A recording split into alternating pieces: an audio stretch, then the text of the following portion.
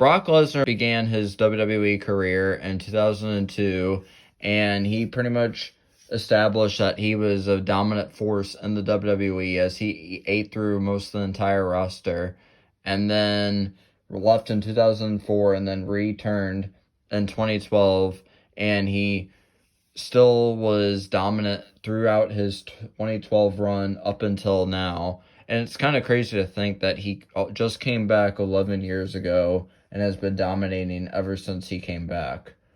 On the other hand, you had a guy named Roman Reigns. Roman Reigns debuted in what you guys know as The Shield. Now, The Shield was this team who was very dominant, and they would pretty much stop anybody who was in their way. They were these guys who they did what they want. If they saw injustice, they tried to bring a solution to that problem and try to get rid of that problem. They lasted from 2012 all the way up to 2014. Roman Reigns was going to go on to be next own big guy.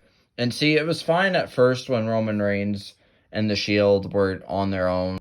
After Roman Reigns was being pushed too much because fans started to see that WWE was trying to push Roman Reigns. And during the time, Roman Reigns wasn't what the fans wanted. They wanted Daniel Bryan. They wanted other guys besides just Roman Reigns. And so when they saw that Roman Reigns was getting this treatment of being pushed, fans started to reject Roman Reigns. It's kind of an interesting story because 2015 onwards, Roman Reigns was not having the best reactions when he would come out. And see, it was fine if they were going to boo Roman Reigns, but you think WWE would have been smart and saw, well, hey, let's make him the heel. This leads to Brock Lesnar. Now, Brock Lesnar and Roman Reigns have had quite an interesting rivalry. And Roman Reigns and Brock Lesnar had their first match in 2015. Many thought that Roman should not be the one to dethrone Brock Lesnar, because at this time, Brock Lesnar was the most dominating force in the WWE. He had the WWE World Heavyweight Championship as he defeated John Cena back in SummerSlam of 2014. And so 2015 comes and Brock Lesnar is essentially the guy who everybody's trying to find out, like, well, who's going to stop Brock Lesnar? And so Roman Reigns was going to be the guy to stop Brock Lesnar. It got interrupted by Seth Rollins, and Brock Lesnar and Roman Reigns both lost that night. So Seth Rollins was the champion that night. And so following this, there wasn't really much going on between these two. I feel like once we got to 2017 and 2018, that's when WWE saw this idea of, hey, we're going to try to make these guys bigger and we're going to have them be a little bit more personal in their rivalry and stuff like that. And we didn't really see too much of how Brock and Roman really were in singles competition in 2017. But like I said, this is when I feel like Brock and Roman were just kind of there for the most part. They weren't really feuding with each other. It was until 2018 when it started getting a little bit more personal. Brock and Roman had their SummerSlam match.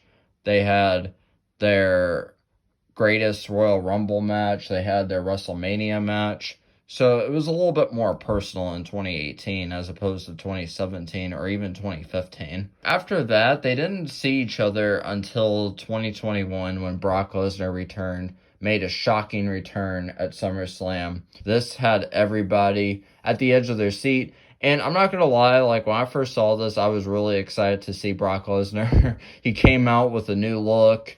He looked like a badass. This worked perfectly because during this time, Roman Reigns was the head of the table.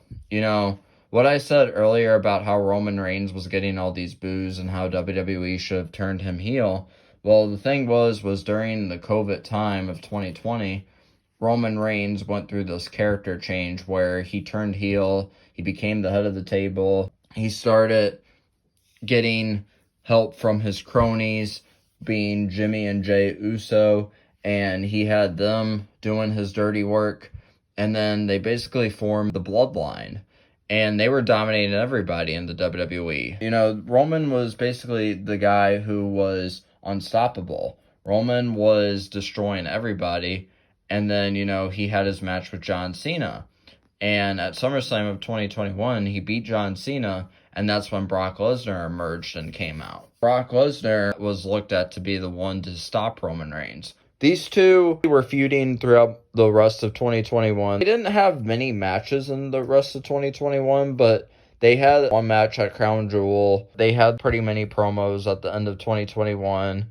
And then going into 2022, Brock became the champion, the WWE World Heavyweight Champion. Roman was the Universal Champion. Something I didn't mention was it was kind of interesting to see like how Paul Heyman was basically in the middle of these two, because Paul Heyman was on Brock's side, but originally he was on Roman's side. But he went to Brock's side because of just how they were with each other for the last 20 years. And I think everybody knew that when Brock and Paul were on the same side again, and Roman was calling out Paul Heyman and Brock Lesnar, I think everybody just kind of knew that's what the main event of WrestleMania was going to be Brock versus Roman for the titles. Paul Heyman went back to Roman Reigns eventually. Roman Reigns finally defeated Brock Lesnar at WrestleMania 38, and he got both those titles. Basically left Brock Lesnar out of the picture for a while,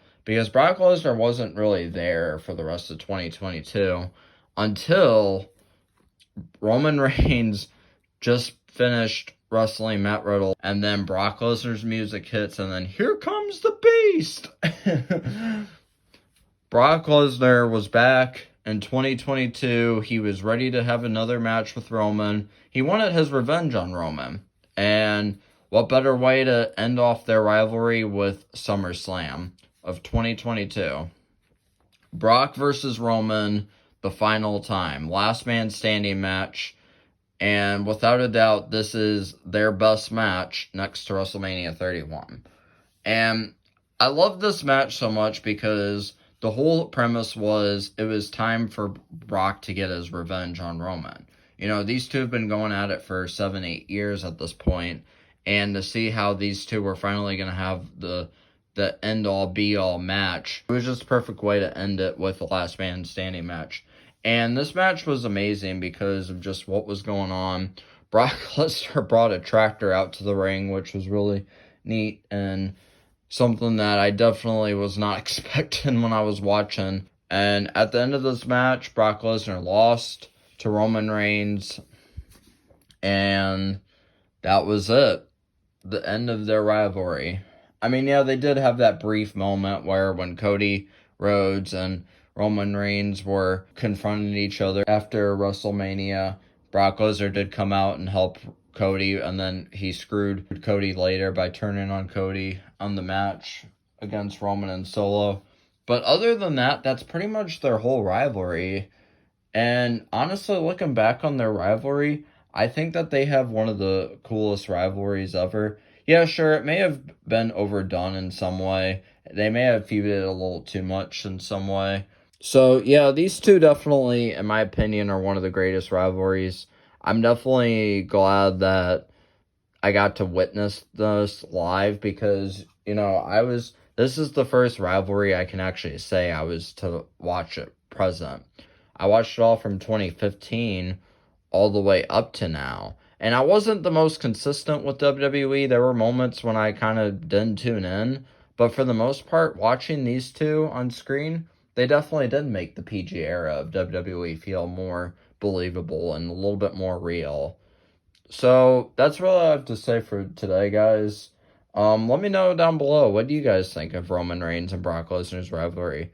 What was your guys' favorite match? And what was your favorite moment? I really like to hear that. But yeah, that's really all I have to say for today, guys. Really hope you enjoyed the video. I'll see you next time. Peace!